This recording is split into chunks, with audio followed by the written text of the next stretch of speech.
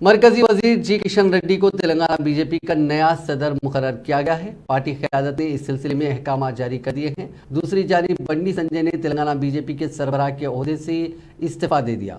संजय दिल्ली में पार्टी के कौमी सदर जेपी नड्डा से उन्होंने मुलाकात की। उसके बाद उन्होंने अपना इस्तीफा पेश किया। जैसे जैसे इंतखाबात करीब आ रहे हैं, ये इत्तलात मिल रही थी कि बीजेपी हाईकमान रियासत की क़यादत में सनसनीखेज तब्दीलियां करने वाली हैं। इसी तरह बंडी संजय को हटाकर ये तब्दीली की गई है। तेलंगाना बीजेपी के सदर की हैसियत से इस्तीफा पेश करने के बाद बंडी संजय ने जज्बाती ट्वीट किया। उन्होंने कहा कि इतने दिनों तक रियासती सदर के ओहदे पर फायज रहते हुए वो फख्र महसूस कर रहे थे। मुझसे एक आम कारकुन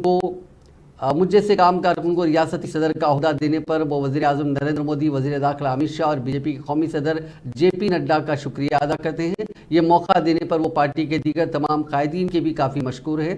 साथ ही साथ पार्टी कारकुनों के भी एहसानमंद रहेंगे। उन्होंने कहा कि उन्हें जो जिम्मेदारी सौंपी गई थी वो बहुस्ने खूबी अदा करने की उन्होंने कोशिश की। इस दौरान अगर किसी को अनजाने में उनसे ठेस पहुंची तो वो माजरत ख्वाह हैं।